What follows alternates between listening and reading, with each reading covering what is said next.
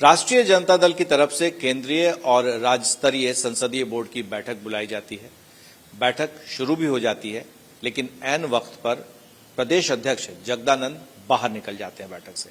तभी से यह सवाल उठने लगा है कि आखिर क्या वजह थी कि जगदानंद बीच बैठक में छोड़कर निकल गए और सीधे वो पहुंच जाते हैं तेजस्वी यादव के पास, जो नेता प्रतिपक्ष हैं, और उनके साथ लंबी बैठक करते हैं।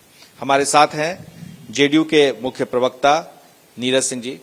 ये जो बैठक हुई और बैठक से वो निकल के बाहर आए और फिर वो चले गए, और ये एक ऐसी बैठक थी जिसमें राष्ट्रीय अध्यक्ष भी नहीं थे, प्रदेश अध्यक्ष भी निकल गए और नेता प्रतिपक्ष जो कि चेहरा है आरजेडी की तरफ से मुख्यमंत्री का, वो भी शामिल नहीं हुए, जबकि पटना में थे।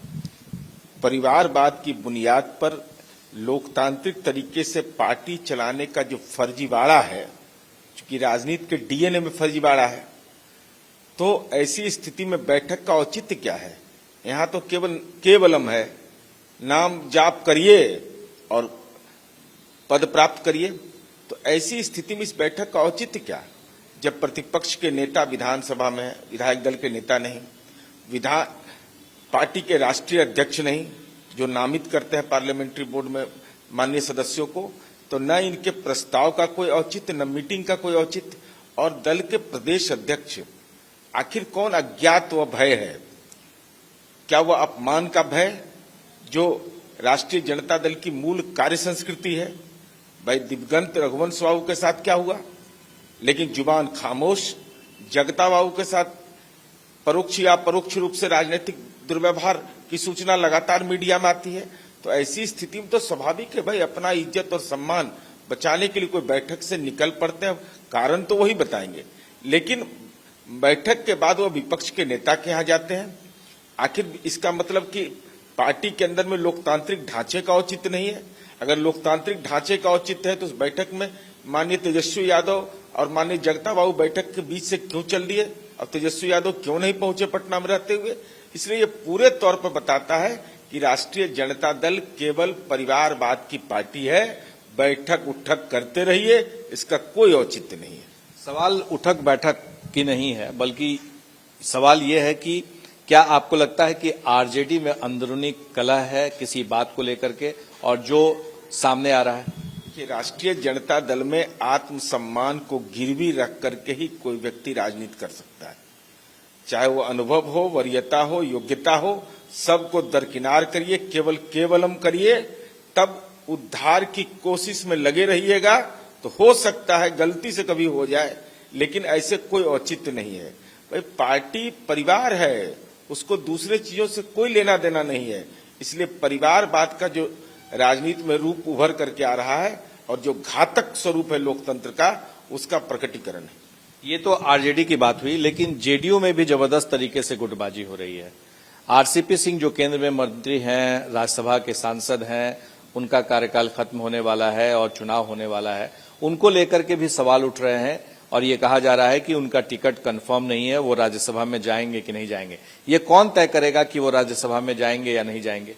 हमारी पार्टी एक लोकतांत्रिक तरीके से काम करती है। अनिल हेगड़े जो जॉर्ज फर्नांडिस के सहयोगी रहे, जिन्होंने गेट समझौते के खिलाफ एक लंबे जन संघर्ष का पर्याय बना व्यक्ति, जिसके साक्ष्य मौजूद हैं, तो वैसा व्यक्ति राज्यसभा में नामित हुआ।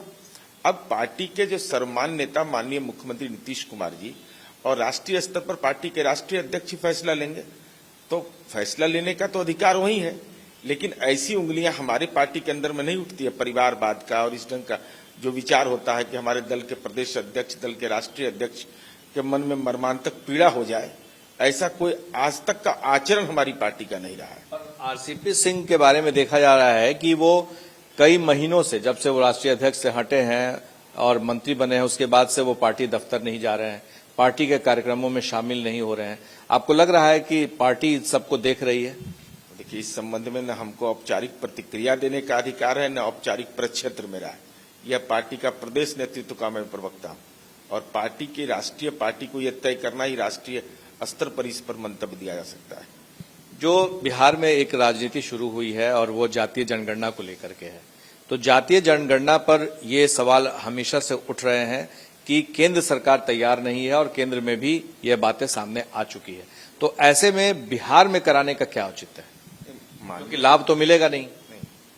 बिहार में चूंकि विधानमंडल से ये पारित प्रस्ताव है, 2 बार पारित प्रस्ताव है, केंद्र से निवेदन भी किया गया, केंद्र ने यह स्पष्ट रूप से कहा कि राज्य करवा सकता है।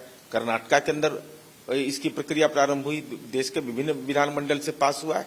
पहले मूल स्वरूप यह है कि जब माननीय मुख्यमंत्री नीतीश कुमार जी ने समाज के सारे तबके के विकास की योजनाएं बनाई। पर सवाल ये उठता है नीरज जी कि जातीय जनगणना पर बीजेपी का विरोध है केंद्र में, केंद्र सरकार कहती है कि नहीं हम नहीं करेंगे, और यहां पर भी असमंजस की स्थिति रहती है। कोई नेता कहता है कराना चाहिए, कोई कहता है नहीं कराना चाहिए। तो आपको लगता है कि ये जो मुद्दा है वो आपके लिए घातक हो सकता है या गठबंधन के लिए ठीक नहीं है? गठबंधन के लिए कहीं कोई इसमें परेशानी नहीं है। विधानमंडल के पारित प्रस्ताव में भी भाजपा की सहमति, केंद्र के प्रतिनिधिमंडल में भी भाजपा का हिस्सेदारी, इसलिए भारतीय जनता पार्टी के स्थानीय इकाई ने दल के आधार पर ऐसा कोई निर्णय नहीं लिया है जो कि जातिगत जनगणना के विरोध में हो।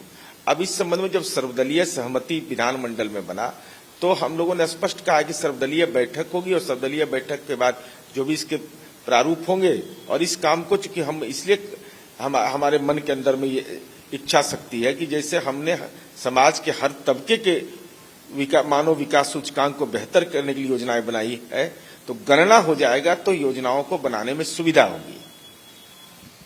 ये थे नीरज सिंह जो साफ कह रहे हैं कि जातीय जनगणना को लेकर कहीं भी किसी भी बात को लेकर मतभेद नहीं है, और आने वाले समय में देखना होगा कि क्या इस मतभेद आधार बनेगा इस गठबंधन में किसी तरह के विवाद को लेकर के। हमारे सहयोगी विशाल के साथ प्रकाश कुमार, एबीपी न्यूज, पटना।